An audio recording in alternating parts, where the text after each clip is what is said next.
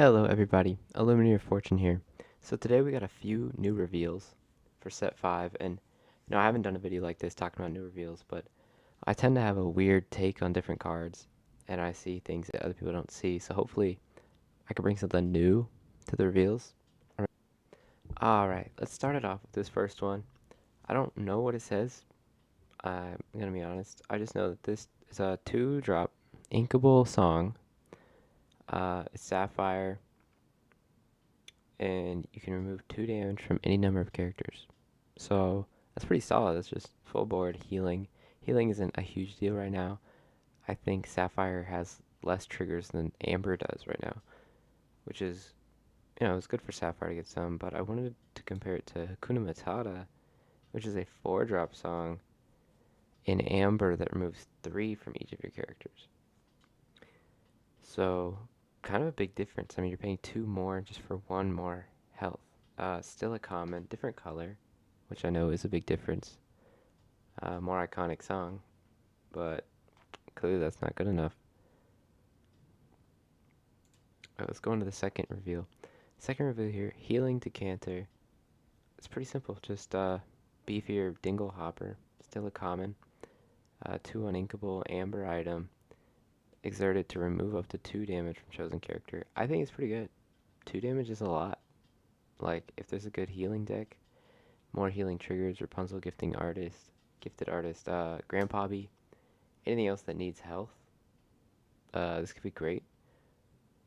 Or just, if you have a really strong character, like in my Just-in-Time deck, you have Nani, if you could just keep healing her, this could be a pretty good item.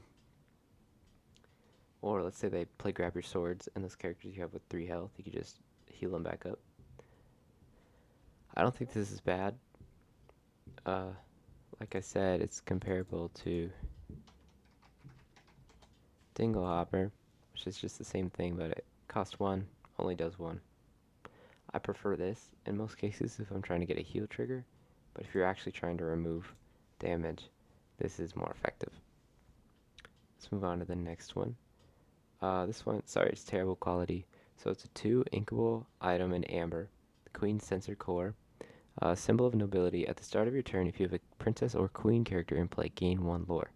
That's really good. That's a really good ability. It's not that hard to have a princess or queen. There's a ton of them in the game, especially in Amber. That's super easy. And the Royal Search, you exert it and pay 2 ink, reveal the top card of your deck. If it's a princess or queen character card, you may put that into your hand, otherwise put it on the top of your deck. So, basically, princess or queen sorcerer's hat. I think this card is amazing as a rare. It's going to see play. And I was talking to my friends about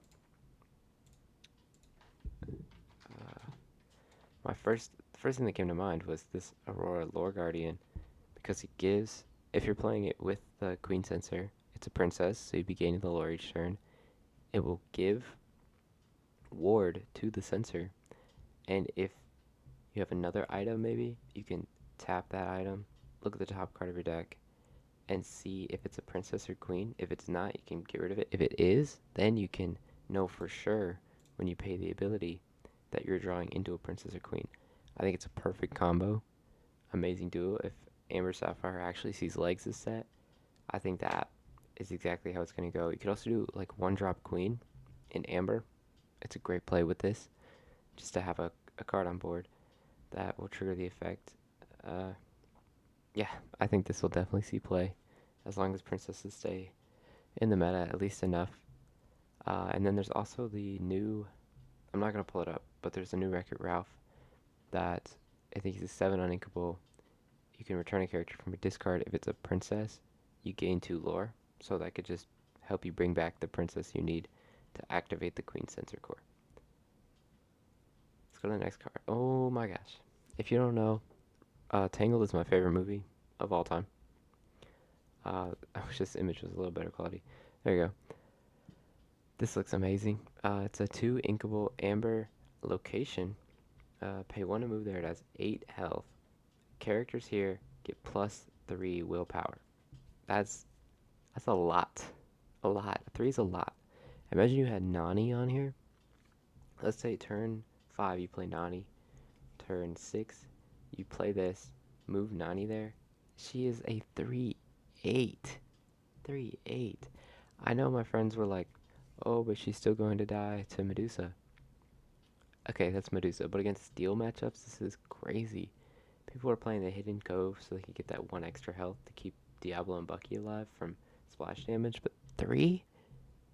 3's a lot. I think this is a good 2 of in a lot of Amber decks, especially aggro.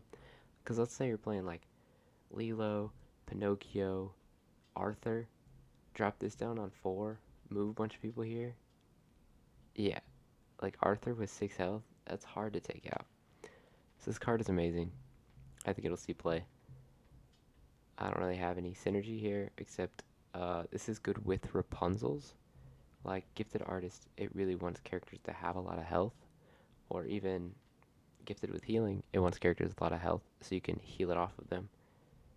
Uh, this is great. It's gonna see play. There's no way it doesn't. Let's go to the next one. We got Flora, the Good Fairy. It's a 3 inkable emerald card. Character ally fairy.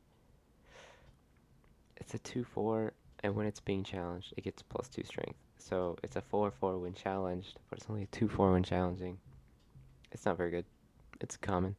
Might be good in draft if you're just trying to aggro out, but I don't think it's amazing. In competitive play, it'll be brawled, it'll be Medusa, it'll probably just be ignored, to be honest, because it doesn't do much on the attack.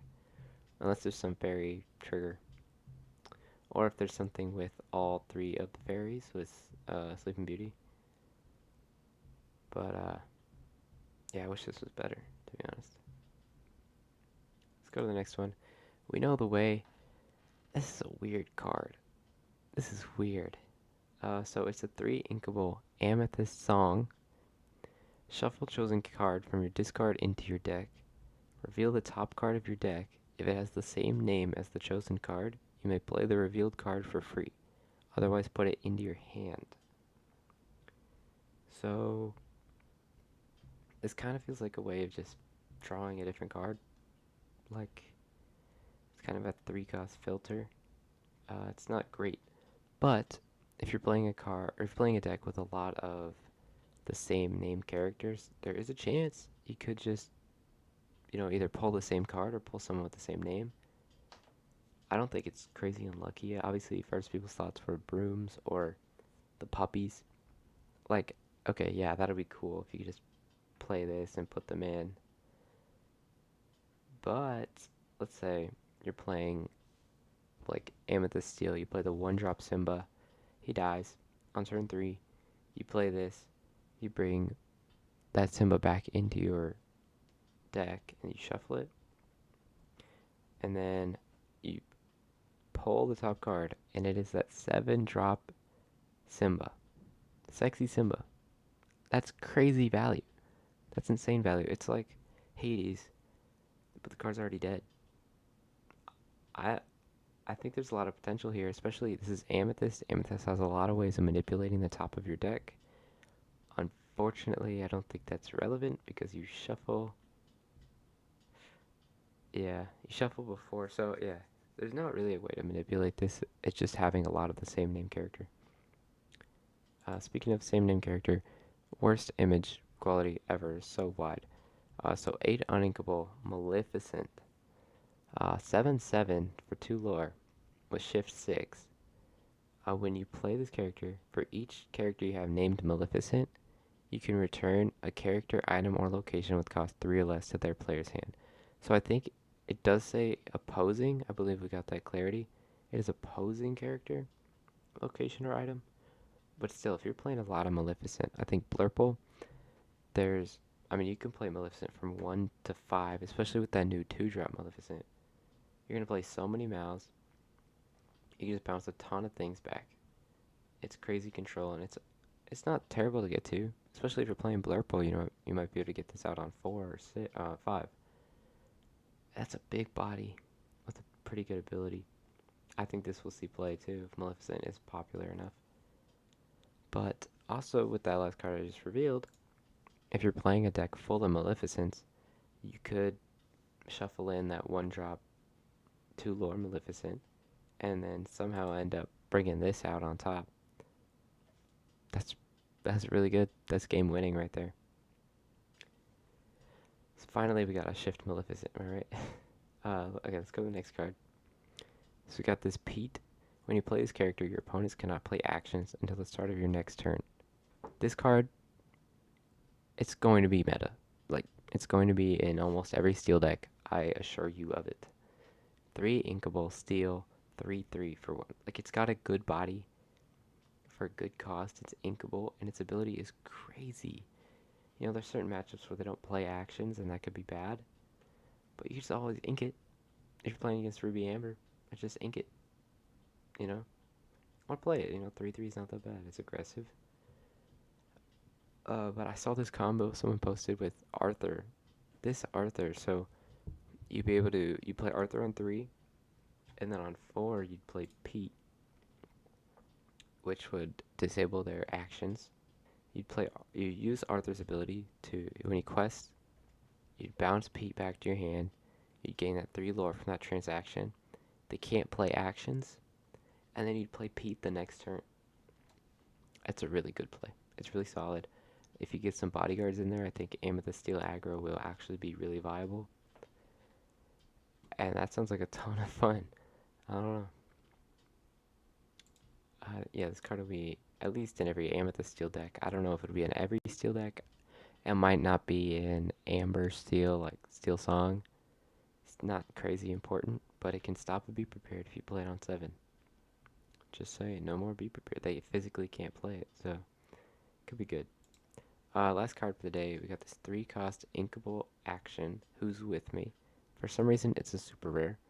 Your characters get +2 strength this turn, and whenever one of your characters with Reckless challenges another character this turn, gain 2 lore. That's not bad. I know people are complaining about super rare action, but I think it's pretty solid. The +2 strength is good on its own, like a Creaky. Just go wide with high strength. But if you're playing Reckless characters like Gaston or Maui, like Maui having Rush is nice because you could play this and a Maui, or maybe like a smaller Reckless Rush character, if there are any. I'm kind of blanking. But I think it's good. I think it's pretty solid. Play Gaston, play Felicia, and you just gain a bunch of lore, take out a bunch of stuff.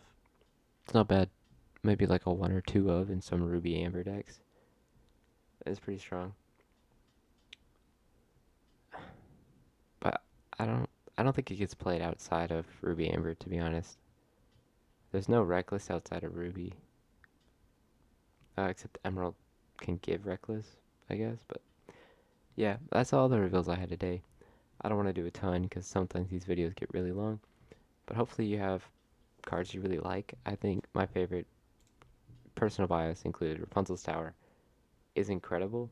I love it. But I think Queen Censored Core is the best reveal here. It's just so good. I really want Princess decks to work. I really want Amber Sapphire to work. I know there's some Blue Faucet decks going around, but I think this is it.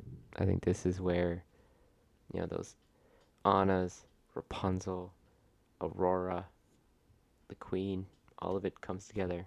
Makes a great deck with this great card. Yeah, that's all I have. Hopefully you enjoyed. Hopefully, maybe you got those brain juices flowing. Got some new ideas for new cards. I'll be pumping out decks as soon as everything gets into Dreamborn, so be ready for that. I will not leave you waiting for meta decks, because I am going to Vegas. Uh, if anyone else is going to Vegas, just hit me up. Maybe we can plan a meet or something, but Illuminator Fortune will be at Vegas. Yeah, have a great day. Thanks for listening. Thanks for watching. You can like and subscribe, do all that fun stuff. I'll see you in the next one.